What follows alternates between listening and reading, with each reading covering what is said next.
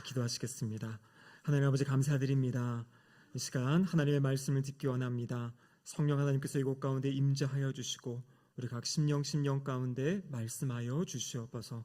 말씀을 통하여 우리의 살아갈 길을 밝혀주시고 말씀을 통하여 상한 심령을 어루만져 주시며 우리의 연약한 육신을 치유하여 주시는 은혜의 역사가 있게 하여 주시옵소서. 설교자 입술을 주장하여 주셔서 하나님의 말씀이 온전히 선포되도록 붙잡아 주시옵소서. 예수님의 이름으로 기도드립니다. 아멘. 한 주간 잘 보내셨습니까? 우리 어버이날에 선물도 많이 받으셨습니까? 선물 많이 주셨어요? 오늘 우리 학생부 친구들이 내려오다 보니까 이렇게 꽃도 다 카네이션도 달아주고 참 또 은혜로운 그런 시간이 된 것 같습니다. 지난 어버이날에 저희 어머니께서 전화를 주셨습니다. 근데 목소리가 아주 그냥 기뻐가지고 뭔가 들뜬 목소리셨는데요. 딱 전화를 받았는데 이렇게 얘기하신 겁니다. 너희 대박이야 대박. 나 많이 울었어. 이렇게 얘기하시는데요. 아니 갑자기 해서 무슨 일인가 해가지고 뭐 대박이다 울었다 그러셔가지고 이야기를 들어보니까요. 저희 딸 아이가 학교에서 친구들과 함께 어머니에게 전화를 해서 어버이 은혜 노래를 불러줬다는 거예요.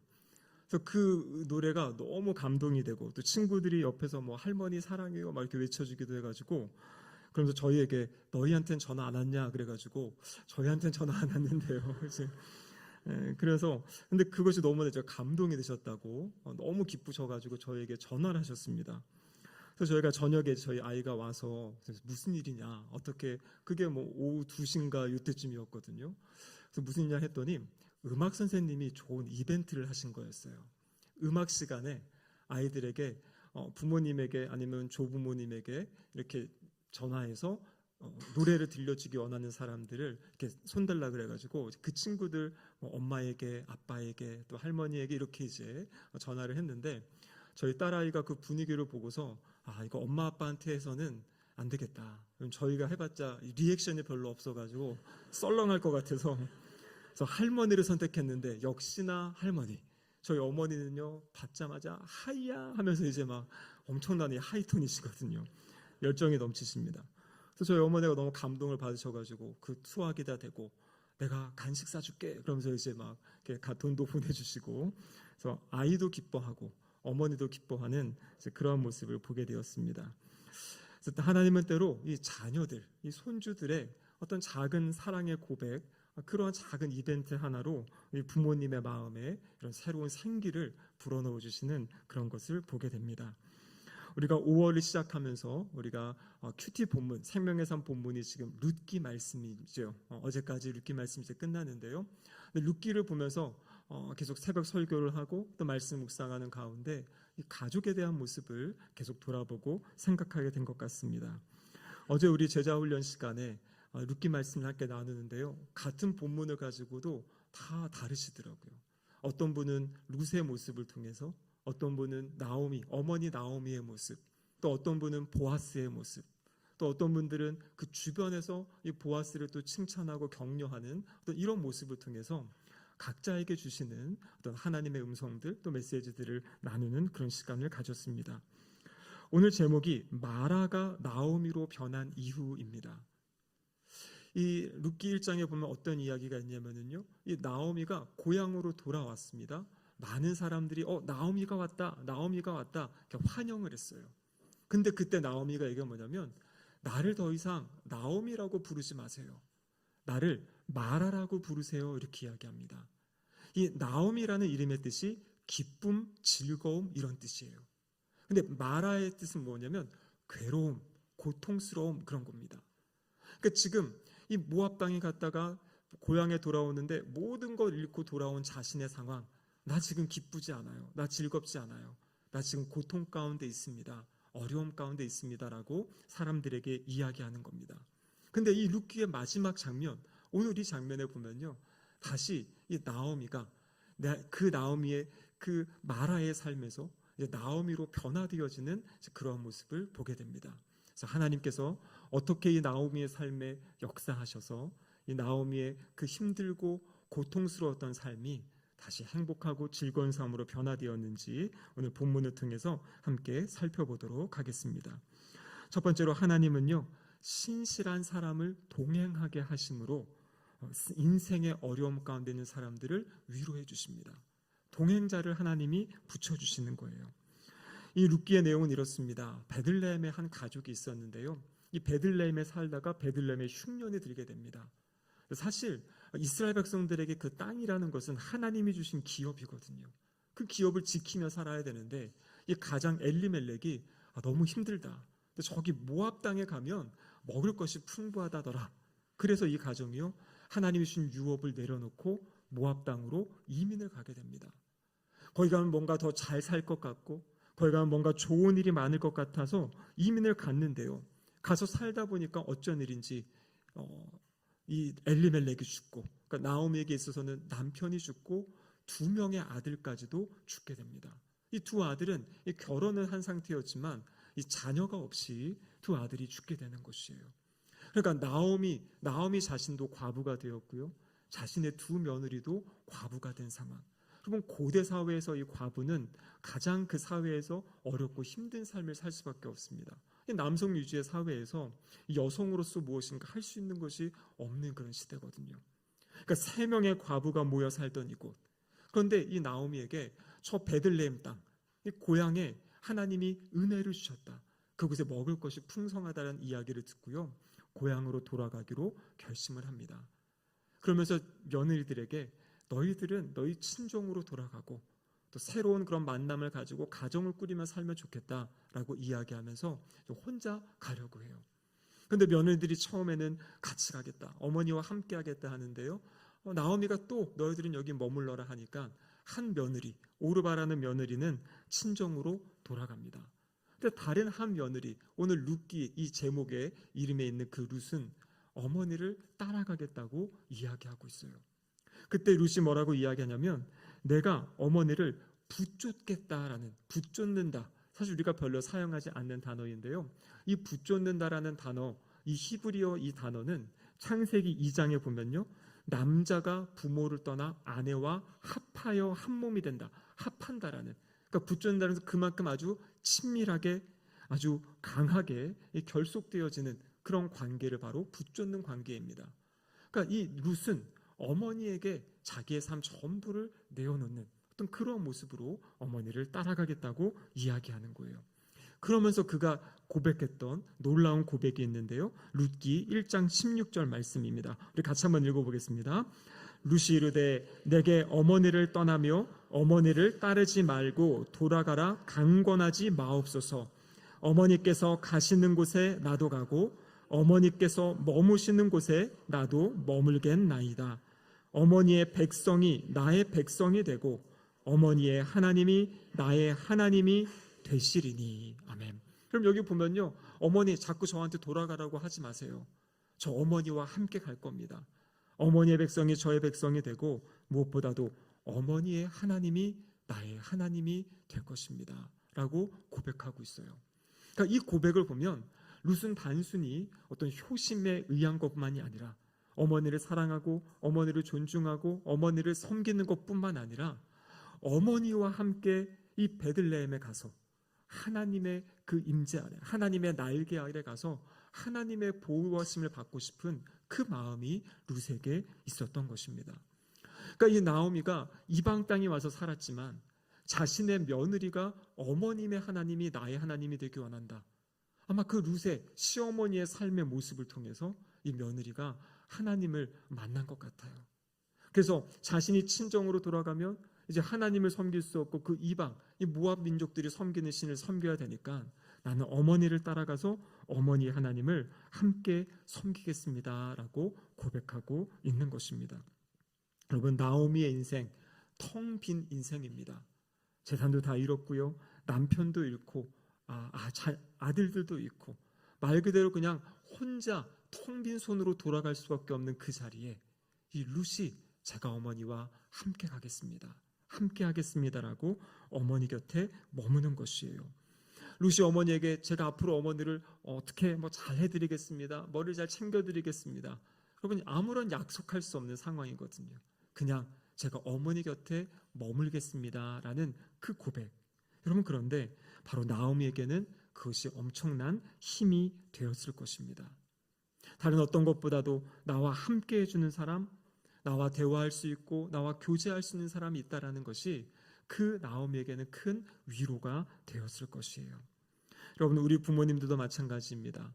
요즘에는 우리가 거리가 멀어도 부모님과 쉽게 소통할 수 있는 방법이 있지 않습니까?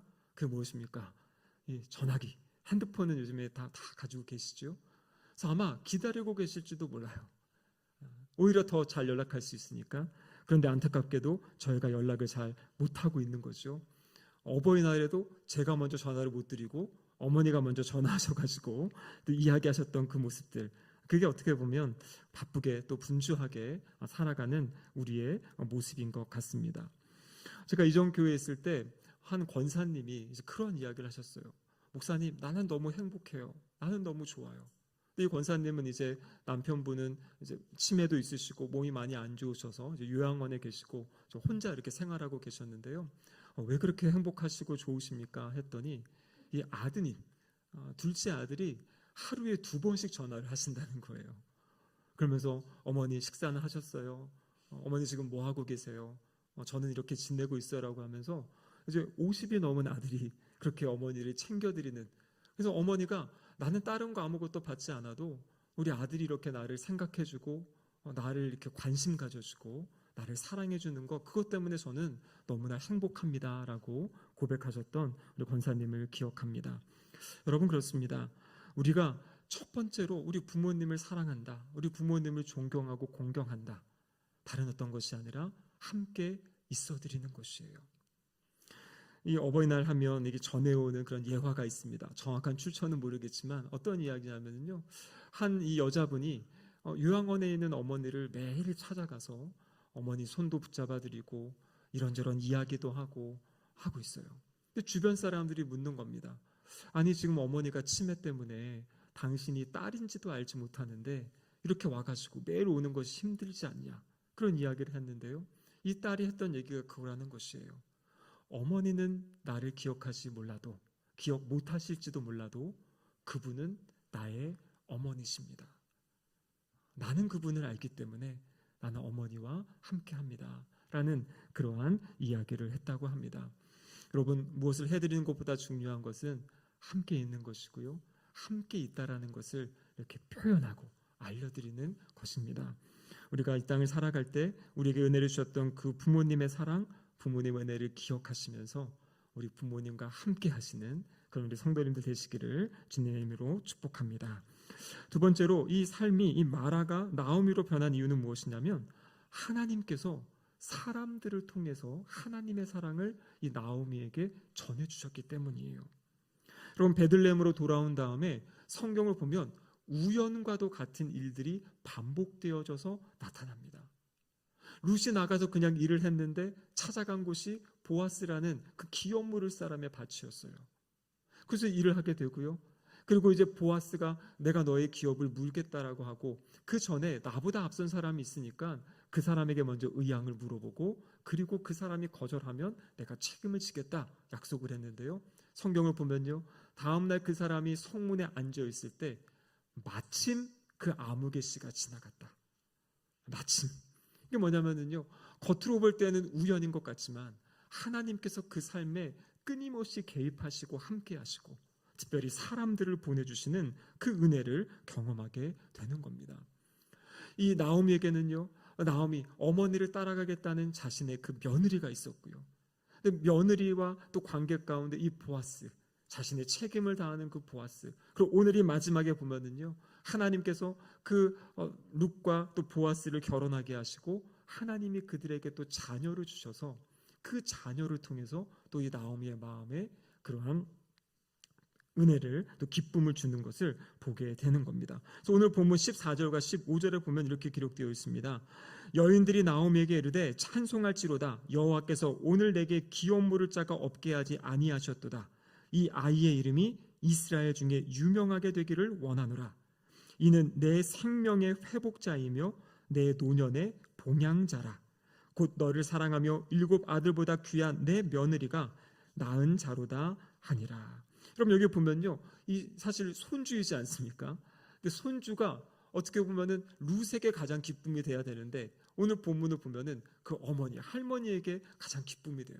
그래서 주변 사람들의 이야기도 뭐냐면 이 아이가 너의 생명의 회복자다. 내 노년의 봉양자라. 그 손주를 향해서 손주가 너의 생명의 회복자. 여기서 말하는 생명의 회복자가 무엇이겠습니까? 이 텅 빈 마음, 텅 빈 심령으로 살던 이 나오미에게 이 새 생명이 주어진 그 아이를 통해서 새로운 기쁨을 얻고 생명력을 얻는, 생동을 얻는, 활력을 얻는 그 은혜를 주었다라는 것을 이야기하고 있는 것입니다. 그럼 여기서 우리가 기억할 수 있는 것은 무엇이냐면요, 우리가 부모님을 공경하고 부모님을 사랑하는 것은 어떤 인간적인 어떤 윤리 도덕의 차원만이 아니라 바로 내가 부모님을 사랑하고 존경하는 것이 하나님이 나를 통해서 우리 부모님을 사랑한다라는 그러한 사랑의 고백의 통로가 될 수 있다라는 것이에요. 여러 조사들을 보면요, 우리 어른들, 이 노년에 겪는 어려움 가운데 큰 것이 영적인 외로움이라고 합니다. 나는 이제 잊혀진 존재가 되는 것은 아닌가. 점점 나의 몸이 약해지기도 하고 사람들과 만날 수 없는 어떤 그런 상황들, 어떤 요양원에 계신다든지 아니면 집 밖에 나갈 수 없는 그런 상황들, 예배의 자리에도 나갈 수 없을 정도로 몸이 안 좋은 그 상황. 예전에는 교회에서 여러 가지 직분을 가지고 열심히 섬겼는데 이제 과연 사람들이 나를 기억할까? 나의 존재가 과연 괜찮은 건가? 또 그 마음 가운데 어떤 마음도 있냐면 내가 이렇게 하나님을 섬기지 못하고 이렇게 있는데 하나님이 나를 잊어버리시는 건 아닌가라는 어떠한 그러한 마음들, 그러한 외로움과 또 그런 두려움들이 있다라고 합니다. 여러분, 그런데요, 이럴 때 우리 자녀들이, 가족들이 그 어머니, 아버지를 사랑하고 섬기고 함께 있고 고백해 드릴 때 이분들의 마음 가운데 하나님이 나를 사랑하시는구나, 하나님이 나를 잊지 않으셨구나, 이 자녀들을 통해, 이 주변 사람들을 통해 나를 기억하고 있구나.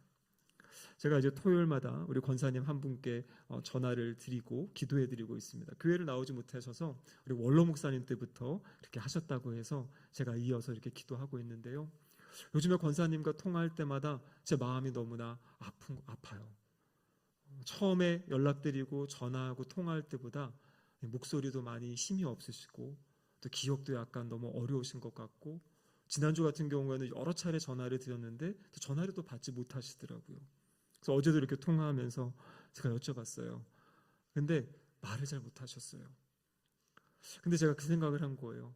우리 이런 권사님을 지금 교회도 못 나오시고 집에만 계시는데 우리 교회가 어떻게 좀 더 사랑을 좀 표현할 수 있을까?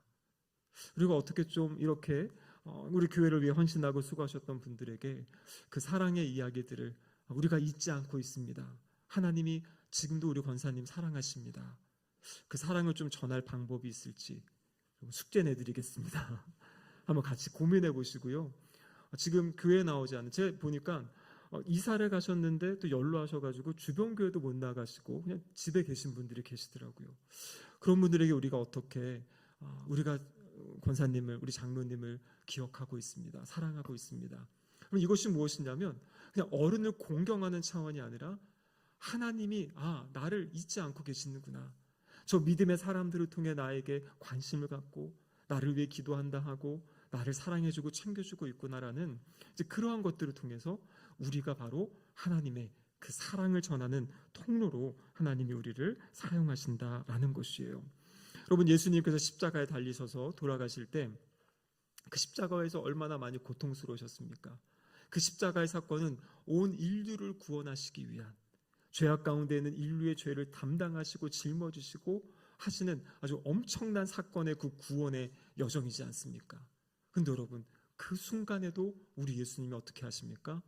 어머니 마리아를 챙기시잖아요.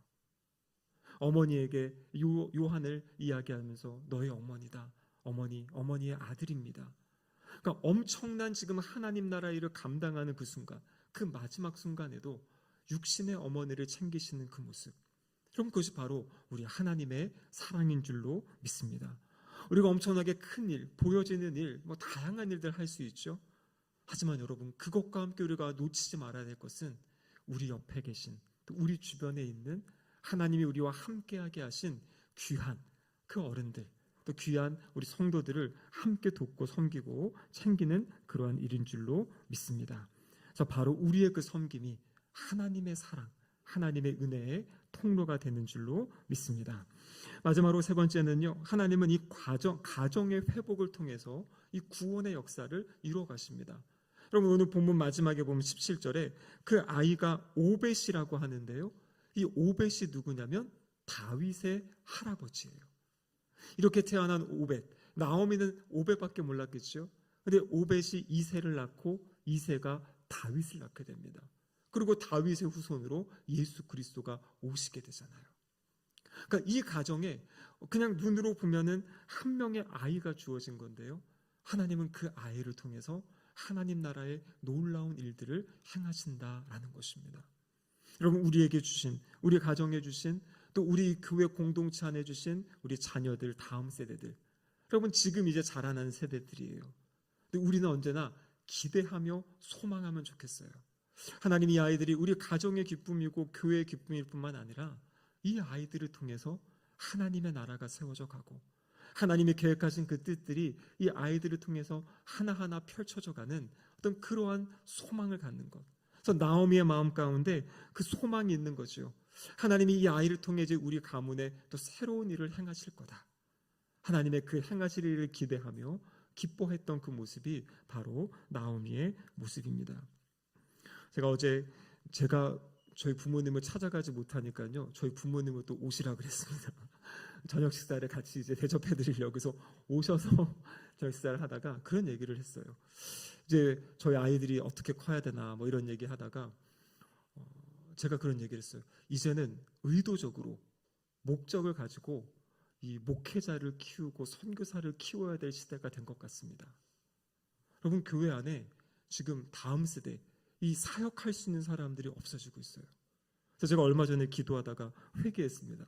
제가 청년 사역할 때 그때 보니까요, 초반에는 몇몇 이제 사역자들이 있어요. 지금도 선교사로 나가 있는 두 친구도 있고 한데, 그 뒤로는 제가 뭘 강조했냐면 여러분의 삶의 자리에서 하나님을 잘 섬기고 예배하고 그렇게 하나님을 섬기면 좋겠다라고 그렇게 많이 지도를 했는데요. 그러고 돌아보니까 그 뒤로는 그 안에서 목회자가 되겠다, 선교사가 되겠다 이런 사람들이 나오질 않더라고요. 근데 지금 우리가 보니까 그런 모습인 거예요.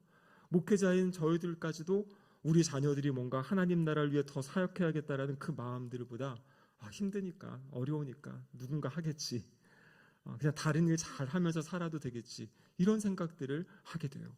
여러분, 그런데 그렇게 가다 보면요, 한국 교회 안에 이 하나님 나라 일들을 이어갈 사람들이 없는 겁니다. 선교지에 나가서 지금 사역하고 계신 선교사님들의 사역을 이어받을 사람들이 없어요. 근데 그게 뭐냐면 예전에는 안 그랬잖아요. 우리 교회들마다 다음 세대들 안에서 하나님 나라를 섬기는 귀한 사람들이 일어나게 해달라고 함께 기도하고요, 격려하고요, 신학교 간다 그러면은 서로 도와주기도 하고 이런 게 있었는데, 이제는 그런 분위기가 아니에요. 그냥 다 좋은 직장 가서 돈 잘 벌면서 하나님 잘 섬기면 돼. 그러면요, 교회를 지킬 사람이 없잖아요. 교회가 무너지면 그 나라의 신앙은 무너지는 겁니다. 그래서 우리가 기대하고 소망할 것은 기도하면 좋겠어요. 하나님, 우리 교회 안에도 우리 다음 세대들이 하나님 나라 일을 감당할 사람들, 주님 우리 교회를 통해서, 우리 다음 세대를 통해서 주님 세워주세요. 그래서 그것을 통해 하나님의 나라가 세워지는 아름다운 역사들을 이루어갈 수 있는, 모든 사람이 아니라 몇몇 사람이라도. 근데 이제 요즘엔 그런 기도조차도 우리 한국 교회 안에 사라진 것 같아요.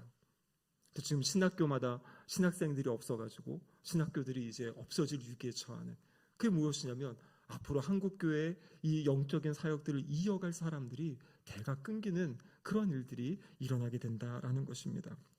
말씀을 마무리하겠습니다. 부모님을 향한 그 사랑, 또 부모님을 향한 고백, 여러분 우리 부모님 있으신 분들은 더 많이 하시고요, 부모님이 이미 우리 하나님의 나라, 하나님의 품에 안겨 계신다면 하나님의 그 사랑을 기억하시면서 우리 교회 안에 있는 어르신들을 부모님이라 생각하고, 여러분 교회는 바로 무엇입니까? 가족 공동체잖아요. 너희는 하나님의 권속이다. 한 하늘 아버지를 섬기는 형제 자매들이다. 그래서 교회 안에 어르신들을 섬기고 함께 사랑을 나누고요. 혹시 여러분 어릴 때부터 자라던 가정에 아픔이 있고 상처가 있는 분들이 있다면, 하나님 제가 받은 그 상처와 아픔들 하나님 치료해 주세요. 치유해 주세요. 저를 자유케 하시고 회복시켜 주시고, 과거에는 그랬지만 지금의 가정, 또 앞으로 우리 자녀들이 세워갈 가정들은 정말 하나님의 은혜가 있는 그런 복된 가정들로 세워주세요. 그래서 우리 가정이 세워지고 우리 교회가 건강하게 세워지고 또 그 안에 자라가는 그 다음 세대들이 정말 하나님 나라를 위해 헌신할 수 있는 귀한 믿음의 세대. 그래서 부모님을 잘 섬기고 어른을 공경하고 하나님을 섬기며 또 하나님 나라를 세워가는 그 귀한 은혜의 역사가 우리 교회, 우리 가정을 통해서 흘러가는 것, 여러분 그것을 기대하며 함께 소망하면 좋겠습니다. 모두 함께 그것을 위해 기도하는 우리 성도님들 되시기를 주님의 이름으로 축복합니다. 아멘. 함께 기도하시겠습니다. 하나님 아버지 감사드립니다. 어버이 주일을 맞이하여 우리의 가정을 돌아보게 하시고 또 우리를 부모님에 향한 우리의 마음들, 또 다음 세대를 향한 우리의 마음을 함께 살펴보게 하심에 감사드립니다. 하나님, 우리가 이 땅을 살아갈 때 우리에게 주어진 삶의 자리, 또 우리에 맡겨진 자리를 지키는 것뿐만 아니라 하나님의 나라를 생각하게 하시고 하나님의 나라를 소망하여 꿈꾸며 살아가는 우리 모두가 되게 하여 주시옵소서.